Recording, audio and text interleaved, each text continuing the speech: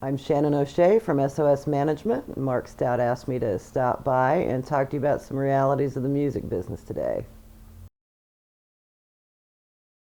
I started off at 17 years old. I lucked into a job as a talent agent when the owner got sick, and I was the receptionist, and I volunteered to take over the phones. All the agents were on vacation, so I redid the files and read the SAG books, and by the time she came back 3 weeks later, I was running the agency, so she gave me the job. And that was great because I got a good perspective over all of the industry. So after working at Paramount Pictures and various places in TV, music, and film, I moved to London in the mid-'80s. And I bought a one-way ticket. And I just kind of rolled the dice, and I thought, whatever industry I land in, that's where I'll stay. And it was music. And everybody's got a superpower.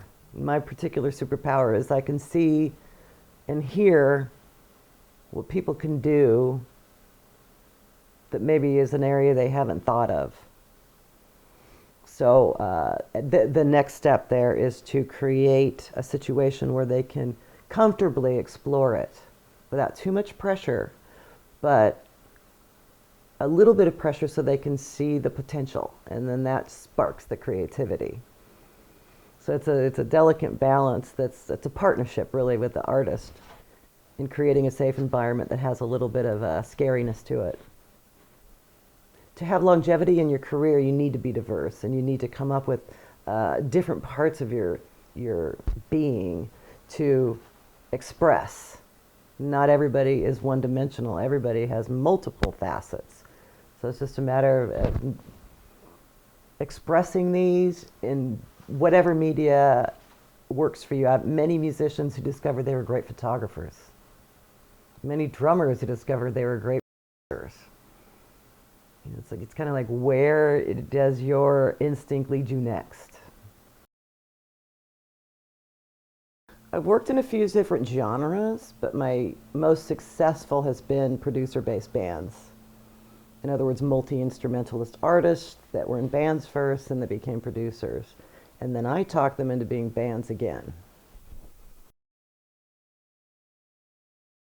Garbage came out of working with record producers. At the time, Butch was the godfather of grunge insofar as production went. But he really wanted to work with pop and keyboard music, and nobody knew this. So we started doing remixes, incorporating those elements with grunge guitars. And this led to an opportunity for him to work with his friends Steve Marker and Duke Erickson, who had bands and creative projects in the past. And because they were reworking tracks, they got to rewrite these tracks, basically. So they had fun doing it and created this really cool industrial grunge sound in a pop format, which I thought would make a great sound for a band, which they did not want to do. They had not had a good time when they were in bands. So it was a matter of timing and being pushy without being disrespectful and just not letting it go. So it took about 2 years with me saying, why don't we do a band? And one night Butch called me up, and he was in a good mood, and he said, I just wrote the first 2 lines, I can't use what I can't abuse. And he liked to tease me with this. But I thought those were great lines. So about a month later, they wrote me a series of faxes. They'd been having a good time, and they said, we're going to start a band called Garbage. It's a postmodern industrial outfit with the occasional violent outburst. And the next fax would say, we're peaking, have you got a check yet? So there's all these funny faxes with great ideas. So an A&R guy happened to call me and said, what's going on? And the fax to him, and I said, we're not going to tour, because they weren't going to tour. We're going to market it with billboards with spotlights on them. It's going to be really cool. We're going to do it very unorthodox. So he said, I want it. And I got him to agree to a check for a certain amount. We did not do that deal, but it encouraged them to understand it could be a possibility, and they started writing the demos. So I had to get some money to enable them to stop producing. They were not wealthy people. So in order to write the album, they needed to have the financial flexibility to do that. So I needed to get money without having music or a singer. Just the remixes, and explain how it could work. There was a label called Mushroom who had just set up in the UK. They were an Australian independent, and they wanted to be on the map very quickly. So they signed us, which gave us money to start looking for a singer. In the beginning, they didn't know what they wanted. If they wanted to bring in different people like PJ Harvey and Bjork and have them do a song apiece. For a while, Butch had an idea about having a male and a female front. And then Steve Marker saw an Angelfish video in 120 minutes, and that changed everything. That was Shirley Manson. So he called me up and said, I just saw this band called Angel something from Scotland on 120 minutes on MTV. Go find her. And I did. And she was fabulous. And the rest was history. Well, actually, it wasn't. She went to audition. Or I shouldn't say audition. She went to sing a few tracks with them in the studio in Madison. And it didn't go very well. And Shirley, being Shirley, said, I want to give it another go. And went back. And then they clicked. Another producer-based band that I've worked with that's been quite successful is 8mm, which is Sean Bevan, who's a producer-mixer, and he's known for Nine Inch Nails, Marilyn Manson, No Doubt, Guns N' Roses. He's known for a really big, perfected sound, making small things sound like huge. And I had been bothering him about doing a band because he's an amazing multi-instrumentalist and he's got an incredible voice. And he did not want to because he likes to collaborate, and he did not want to and leave his wife, Juliet. So one day he's producing this band called Kill Hannah. It's the last day of the recording session. A&R guy drops by and says, I'd like some female backing vocals. John Rubely.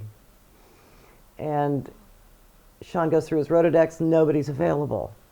And Juliet dropped by to have lunch.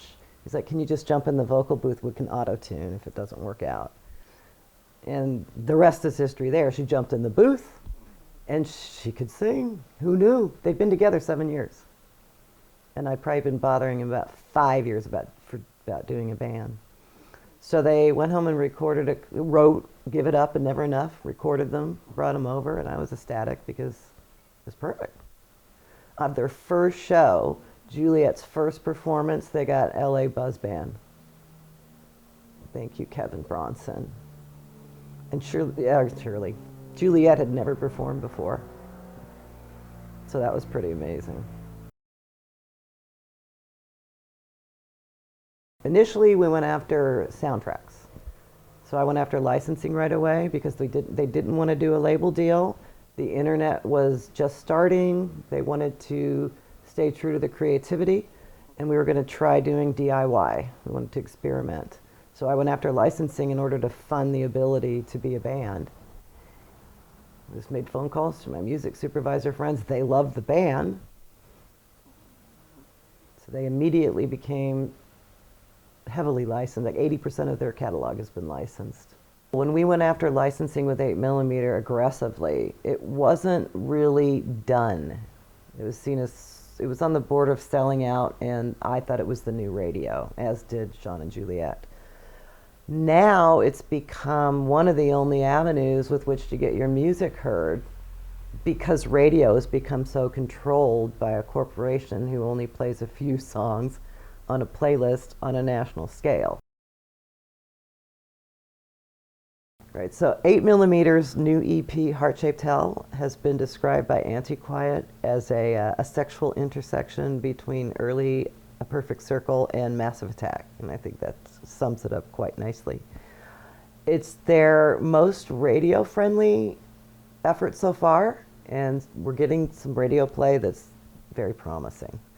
So they're going to be doing some dates at some selected venues that are very cool. They just did the Cloak and Dagger, which is a private club that just was exploding with buzz after they played. So we're putting together tour dates. They're on social media. Check them out on Spotify. Check them out on YouTube. They've got a video in the making. It's almost like we're trying to catch up with the momentum. Your video's still coming, and the single self-inflicted heartache is snowballing. So it's at this point we're keeping up with our own speed.